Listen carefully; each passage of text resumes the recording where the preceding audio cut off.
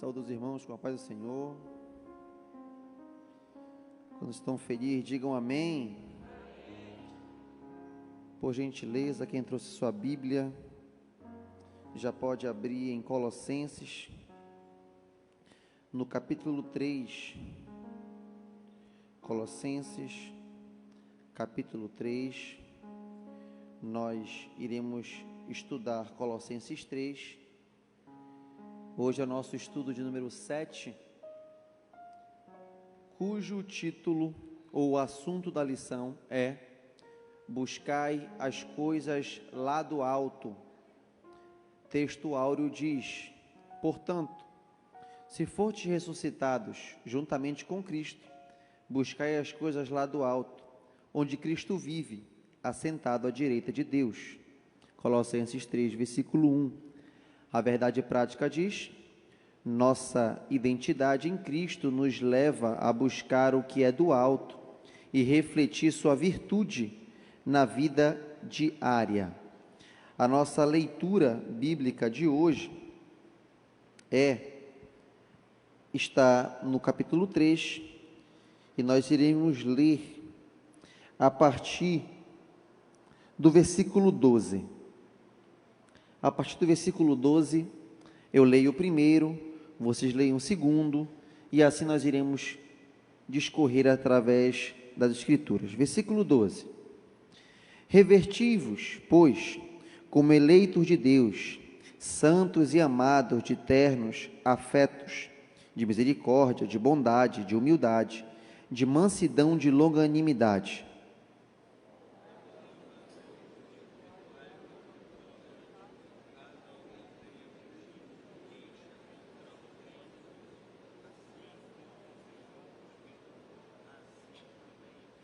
Acima de tudo isto, porém, esteja o amor, que é o vínculo da perfeição.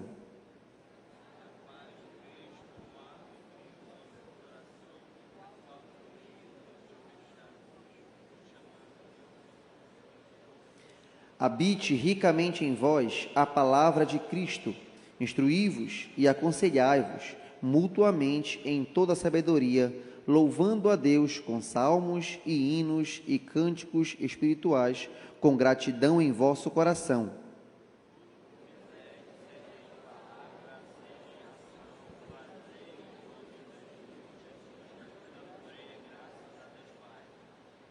Esposas, sede submissas aos próprios maridos, como convém no Senhor.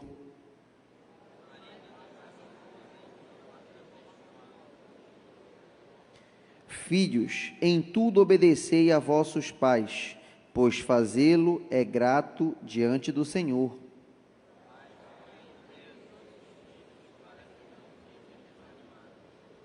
Servos, obedecei em tudo ao vosso Senhor segundo a carne, não servindo apenas sob vigilância, visando tão somente agradar homens, mas em riqueza de coração, temendo ao Senhor.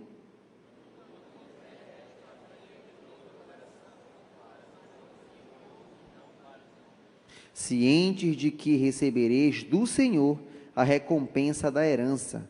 A Cristo, o Senhor, é que estáis servindo.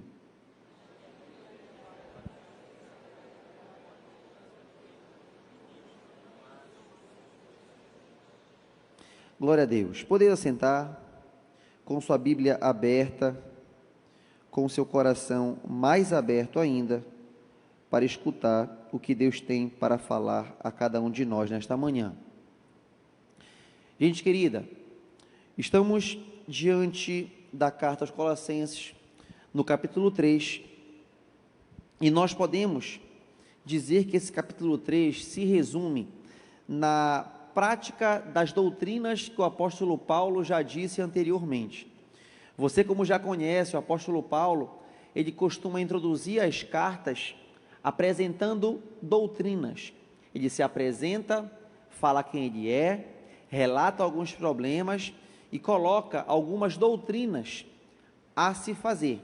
E logo depois ele coloca a parte prática do que o crente deve fazer. Pois bem, estamos no capítulo 3 e neste capítulo aqui é a prática das doutrinas que o apóstolo Paulo colocou no capítulo 1 e o capítulo 2. Como resumo, se você depois quiser meditar, como resumo, nós podemos definir que este capítulo 3 está dividido em alguns pontos. Primeiro, do versículo 1 ao versículo 4, nós temos a base da santidade.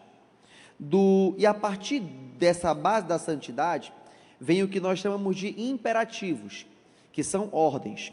Primeiro, uma ordem a nós mesmos, versículo 5 ao versículo 11. Segundo, ordem a nossos irmãos, versículo 12 ao versículo 17. Terceiro, a nossa família, versículo 18 ao versículo 21. Quarto, a nossa vida em sociedade, que vai do versículo 22 até o versículo 1 do capítulo 1.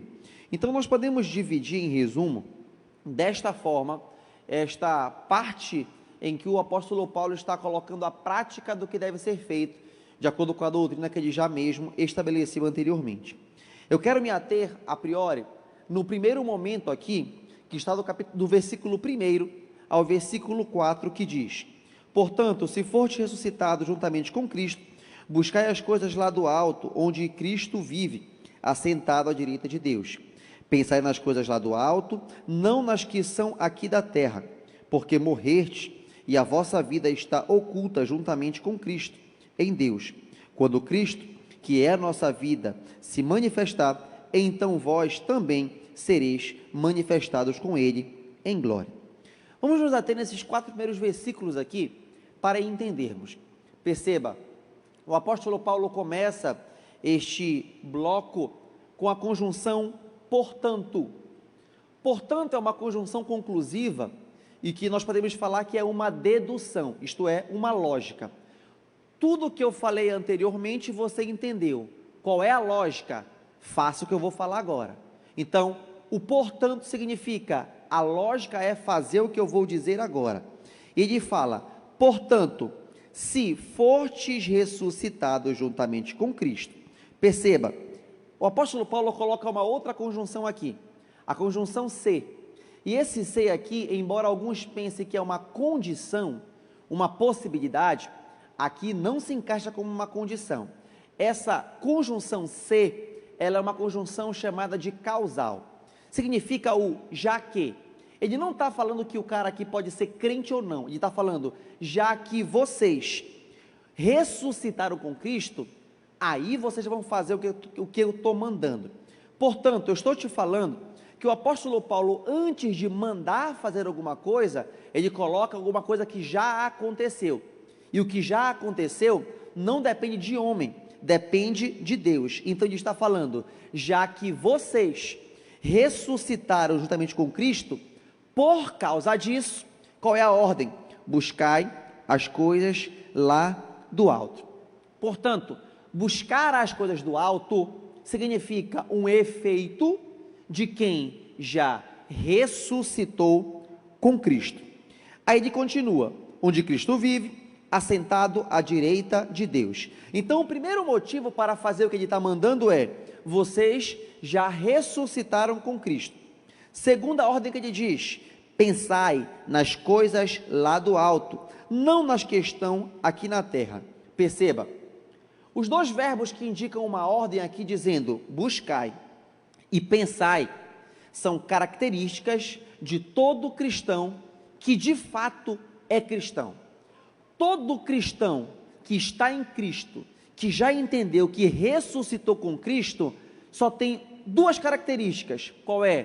Pensar em coisas do alto e buscar as coisas do alto. Se não fosse suficiente, o apóstolo Paulo continua dizendo, dando uma justificativa pela qual o crente faz isso. Versículo 3, porque além de ressuscitar, vocês morreram, e a vossa vida está oculta junta com Cristo, em Deus.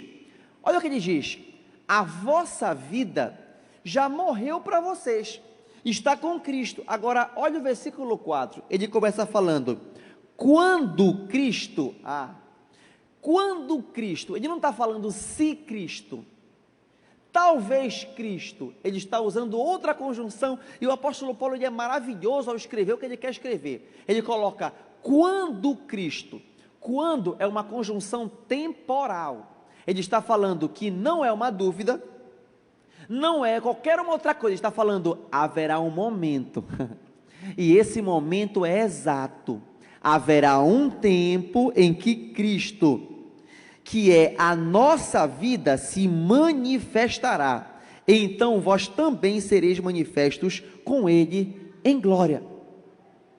Traduzindo, o apóstolo Paulo está falando assim, a vida de vocês ainda é oculta aqui nessa terra. Ora, por quê? Porque existe um negócio chamado de graça comum, e a graça comum faz com que alguns ímpios sejam justos em seus negócios, assim como alguns crentes. A graça comum faz com que alguns ímpios cuidem do seu lar, assim como alguns crentes também cuidam. A graça comum faz com que alguns ímpios cuidem dos seus filhos, trabalhem, assim como crentes também trabalham. É por causa disso que aqui nessa terra, aqui onde nós estamos, a nossa vida ainda é oculta. Porém, haverá um momento, e aqui está falando de volta de Jesus, em que Jesus se revelará, e quando ele se manifestar, todos irão perceber de fato quem é e quem não é cristão. Enquanto isso não chega, crente, pense nas coisas do alto, coloque a tua mente nas coisas do alto, busque as coisas do alto. Ele não está falando que a partir de agora você vai esquecer teu trabalho, parar de estudar, mas ele está falando que tudo que você fizer tem que ser pensando em Cristo, é o pé na terra, mas a cabeça no céu, fazendo o trabalho, glorificando ao teu Deus, com os pés na terra e a cabeça no céu. É isso que ele está falando. Pensem e busquem as coisas do alto. Mas perceba, o apóstolo Paulo então dá motivos para vivermos assim. Primeiro, vocês ressuscitaram com Cristo. Segundo, vocês morreram a vida de vocês comum em Cristo. Terceiro motivo, haverá um tempo em que Jesus se manifestará. Portanto, vivam com as características de um verdadeiro cristão. Perceba que todo imperativo que o apóstolo Paulo dá para você, e para quem não sabe o que é imperativo, imperativos são ordens. Todo imperativo que o apóstolo Paulo apresenta para a igreja, antes vem uma oração com o verbo no indicativo. Isso aqui é pura língua portuguesa, porque o apóstolo Paulo ele é maravilhoso em escrever o que ele quer escrever. Vou repetir, antes de dar uma ordem, o apóstolo Paulo coloca uma frase no indicativo, que é uma certeza. O que ele fala? Ele diz assim, vocês estão com Cristo, certeza, por isso façam tal coisa.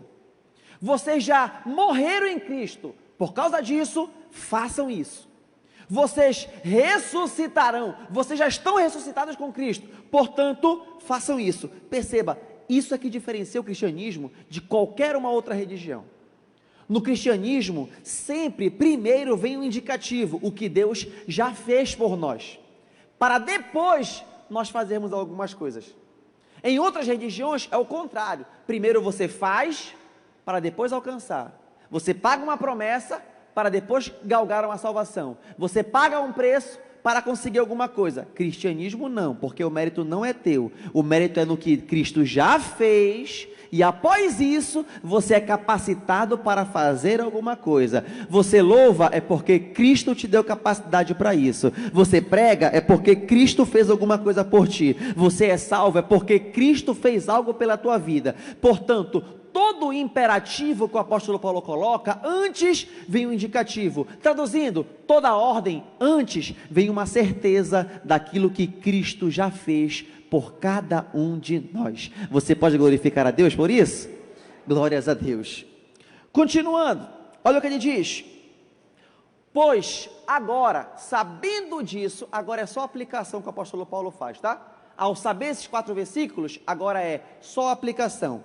Mortificai, portanto, os vossos membros que estão sobre a terra. Quando ele fala mortificai, ele está falando, mortifica a tua carne todos os dias. Isto é, peque hoje menos do que você pecou ontem. Peque amanhã menos do que você pecou hoje. Mas todos os dias você vai ter que mortificar esse negócio chamado de carne. Por quê? Porque ninguém aqui é anjo. Cá entre nós, pessoal, tem dia que você acorda estressado. Tem dia que a criança acorda chorando pela madrugada, e eu falo isso porque eu tenho um filho pequeno, e tu acorda que tu não quer ir a EBD. Cá entre nós, a gente é assim. Mas a gente precisa mortificar todo dia a nossa carne. Por quê? Porque você já morreu com Cristo e já ressuscitou em Cristo, e a sua mente tem que estar no céu, embora com os pés aqui na terra. Portanto, mortifica a tua carne todos os dias. É isso que ele está falando para você. Aí ele traz algumas coisas que esse povo precisa mortificar. Olhe lá o que ele fala para nós. Ele diz para a gente assim mesmo: mortifique a fornicação, a impureza, a afeição desordenada, a vil concupiscência, a avareza, que é idolatria. Perceba que esse primeiro grupo de pecados aqui, que o apóstolo Paulo coloca, está no campo dos desejos. E esse campo dos desejos, eu não sei se você percebeu, mas todos estão relacionados para o cunho sexual. Está claro aqui na Bíblia. O campo dos desejos precisa ser controlado, mortificado, o que dá a entender que provavelmente esse era o problema deles. Agora ele continua dizendo assim, pelas quais coisas vem a ira de Deus sobre os filhos da desobediência, nas quais também em outro tempo andastes quando vivias neles. Perceba que o apóstolo Paulo não fala que os colossenses, eles são um povo desviado. Ele está falando, olha, cuidado, porque a ira de Deus, a punição de Deus, vem para esse povo, e vocês estavam assim. Vocês não estão, mas se vocês estiverem, há punição. Sabe o que ele está falando aqui? Tome posse do que Deus fez para ti, e mortifica a tua carne. Tome posse do que Cristo já fez na cruz, e mortifica a carne. Irmãos, a gente gosta desse negócio de tomar posse, né? A casa própria, toma posse. Universidade, toma posse. Uma vaga de emprego, tome posse. E Deus tem bênção para a gente. Só que aqui é um superlativo dizendo, toma posse do que Cristo já fez para você mortificar os teus pecados. Você tem capacidade porque Cristo já fez algo para ti. Tome posse disso. Quando eu leio isso, eu lembro de uma história de Agostinho de Hipona. Agostinho de Hipona nem sempre foi crente, embora ele seja um dos pais da igreja. Ele se converteu lá pelos 40 anos, tinha uma vida devassa, e após se converter, ler um texto bíblico em Romanos, e se converter, o apóstolo Paulo, o Agostinho começou a andar diferente, e a história dele diz que ele, andando pela rua, e uma antiga amante dele, ao vê-lo pela rua andando, gritou, Agostinho, Agostinho, e ele percebeu que era a voz dela, começou a andar mais rápido, e ela gritando, Agostinho, peraí Agostinho, Agostinho, sou eu. Agostinho vira e fala assim mesmo, mas não sou eu, e foi embora. Porque é uma outra vida, irmãos, é tomar posse. Eu não sou mais o mesmo, eu sou uma outra pessoa. Antes eu não tinha força para mortificar a minha carne, agora eu tenho, e é uma força que é um indicativo, provém do alto. Portanto, mortifique dia após dia a vossa carne. Aí ele continua, agora porém, despojai-vos igualmente de tudo isto. De que? Agora vem a ação prática. Se antes do primeiro bloco foi o campo dos desejos, agora ele coloca o campo das ações. Quais são? Ira, indignação, maldade, maledicência, linguagem obscena, de vosso falar, não mentais uns aos outros, uma vez que vos despistes do velho homem com os seus feitos. O apóstolo Paulo coloca aqui uma capacidade para superar os teus desejos e as tuas ações. E de fato, irmãos, o crente de fato é um vencedor, porque a sua vitória é representada pela vitória de Cristo, não pela nossa. Como Cristo venceu, nós temos capacidade também de vencer. Esta é uma permanente condição garantida na cruz. Contudo, ainda não chegou o tempo da redenção final, quando a presença do pecado em nossa natureza será removido e a morte definitiva derrotada.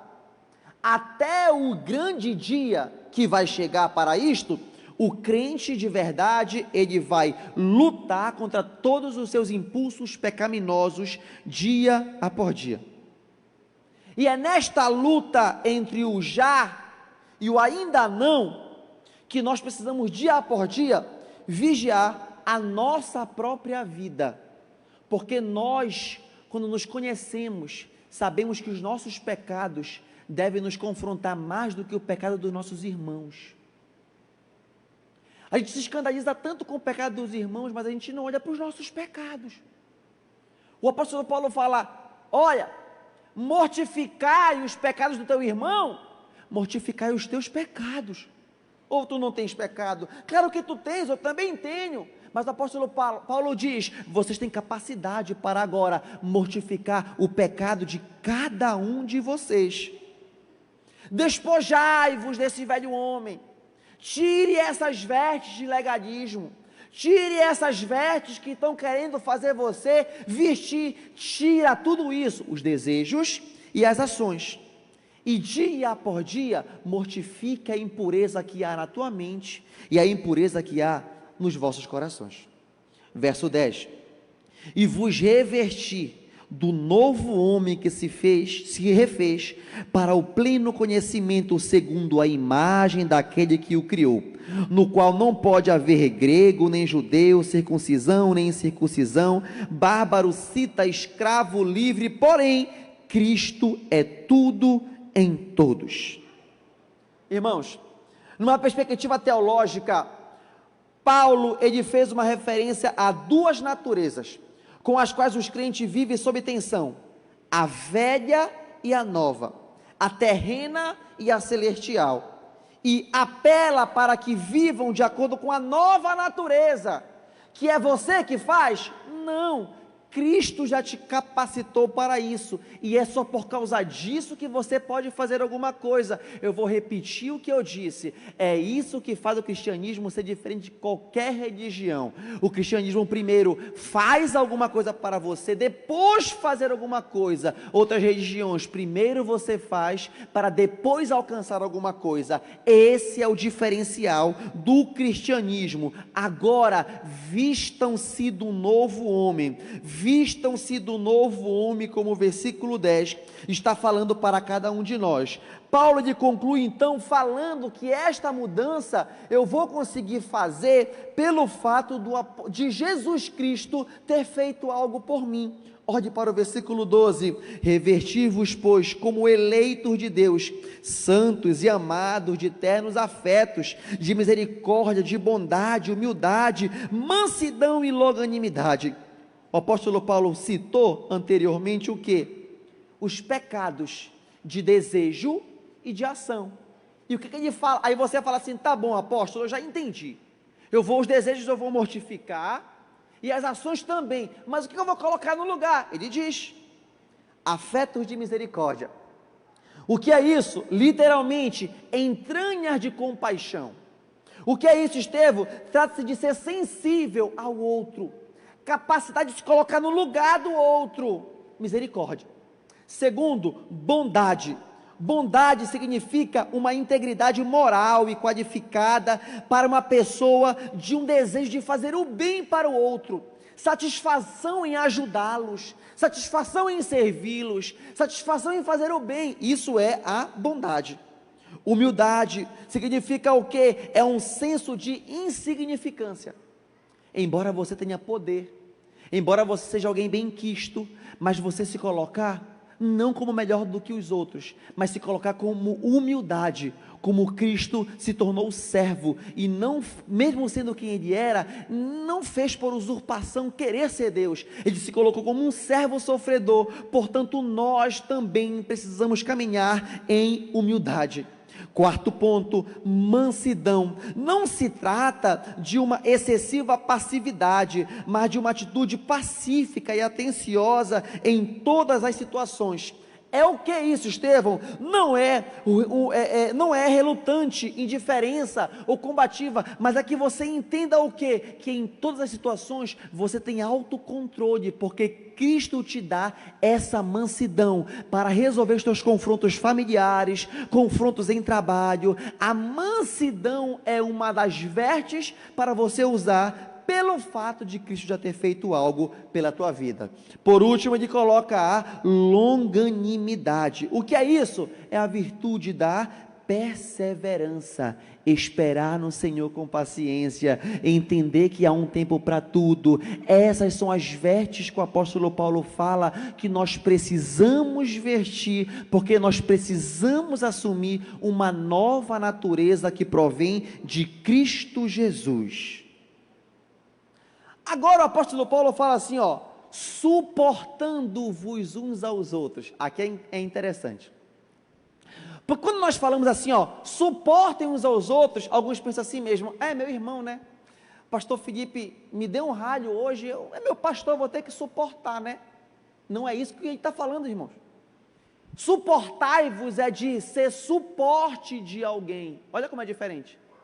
Eu não estou falando de vou ter que conviver contigo. Eu estou falando de ser suporte, ser ajuda de quem precisa, dar a mão, se dedicar, se gastar por alguém. Suportai-vos uns aos outros, sejam suportes uns dos outros, orando, ajudando, aconselhando, abençoando, fazendo alguma coisa, porque isso é se vestir de uma natureza que provém do próprio Deus. Perdoando uns aos outros, isso aqui é maravilhoso. Isso é se revestir da nova natureza, perdoando uns aos outros. Essa necessidade, ela é imprescindível, porque nós mesmo oramos, perdoa-nos, assim como nós perdoamos a quem nos tem ofendido. Só que se tu oras assim, como é que Deus vai te perdoar se você não tem perdoado quem tem te ofendido, meu irmão?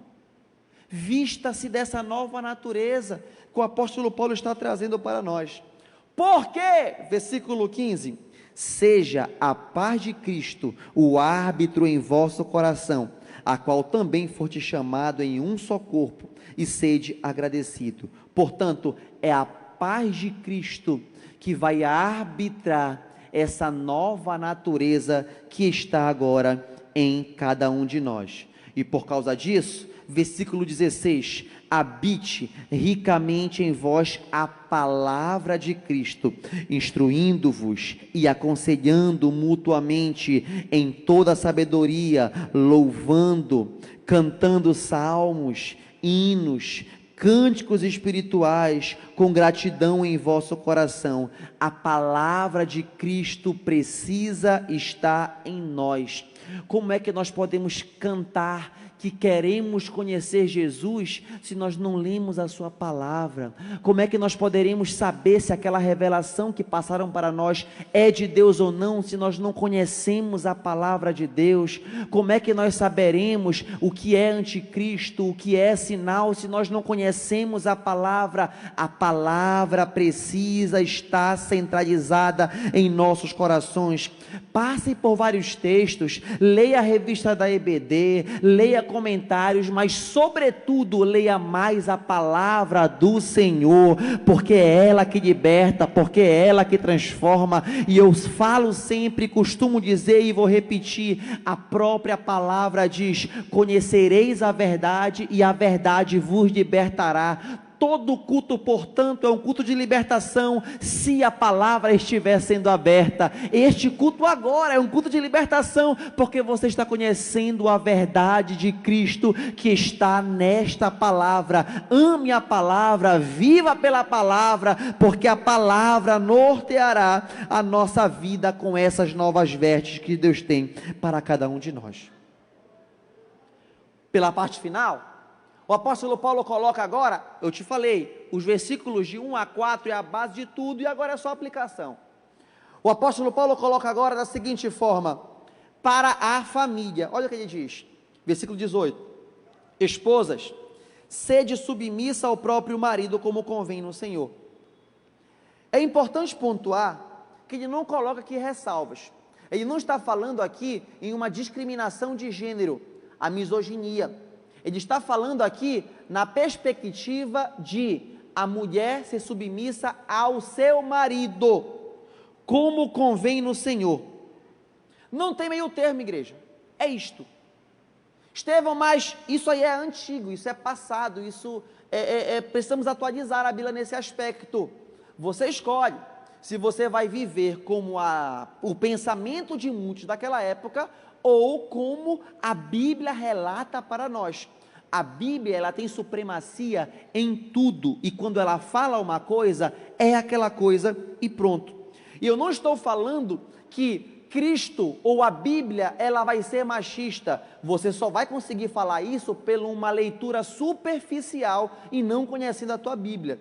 Porque Cristo aceitou mulheres já se aproximarem, Cristo trouxe revelações teológicas para mulheres, que era o que era a verdadeira adoração. Cristo se revelou primeiro a mulheres, portanto Cristo inclui as mulheres em seu ministério. A perspectiva aqui não é uma perspectiva de superioridade, mas de ordenança daquilo que Deus tem para aplicação prática em nossas vidas. Por isso ele fala: mulheres, esposas, sejam submissas aos seus maridos. E também a Bíblia não está falando para vocês, mulheres, serem submissas para maridos que são tóxicos, para pessoas que vivem uma prática de violência, em uma prática de situação de calamidade. Situações como essas precisam ser relatadas à igreja, mas também denunciadas. Não é isso que a Bíblia está falando. A Bíblia está falando que é para você se submissa como convém no Senhor, para um homem de Deus, um homem respeitador, um homem que honra a palavra, um homem que honra a sua esposa.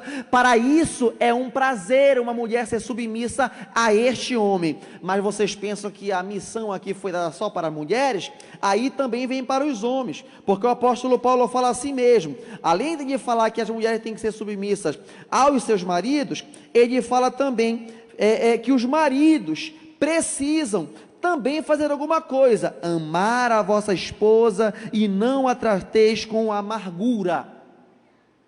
E como é que o marido vai entender o que é amar a esposa? Olhando para Cristo, porque o esposo tem que ser submisso a Cristo.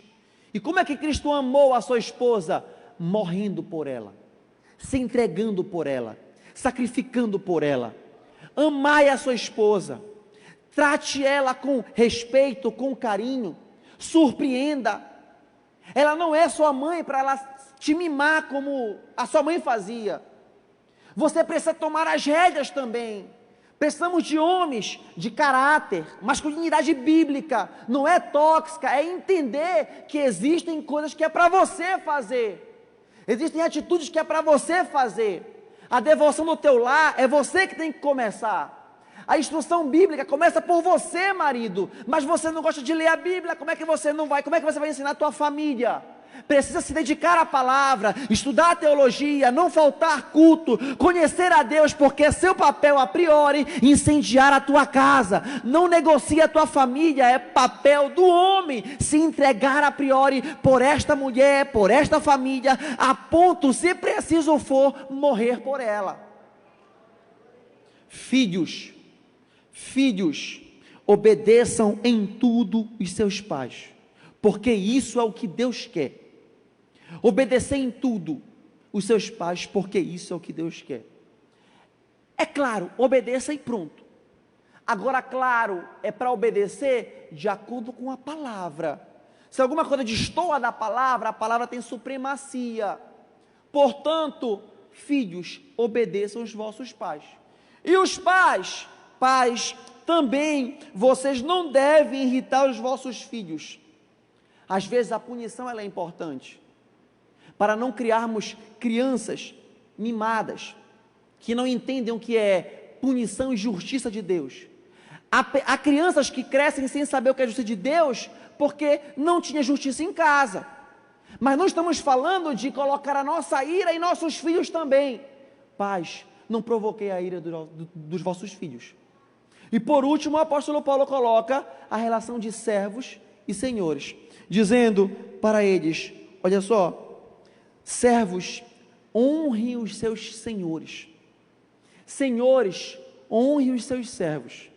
Servos, não façam apenas quando os senhores estão olhando, porque vocês não trabalham para eles, mas para o Senhor. Ei, empregado, você faz só quando o teu patrão está te vendo, ou quando ele também não está te vendo? Você tem que trabalhar para o teu patrão, como se fosse para o teu Senhor. Patrão, você trata o seu empregado como convém, não esqueça que você é um dono dele, mas há um dono maior. E tudo que vai ser feito, existe um Deus que ele também recompensa de forma positiva ou negativa. Portanto, o que o apóstolo Paulo está falando a partir de agora é: aplique o que, Estevão? Aplique o teu pensamento estando no alto, buscando as coisas do alto, porque você já morreu com Cristo, porque Cristo já fez algo por você, porque Ele já te ressuscitou. Então a tua vida precisa ser pé na terra e cabeça no céu. Pé na terra, cabeça no céu. No trabalho, pé na terra, cabeça no céu. Na escola, pés na terra, cabeça no céu. Na igreja, pé na terra, cabeça no céu, porque Cristo é tudo em cada um de nós. Que Deus te abençoe, em nome de Jesus.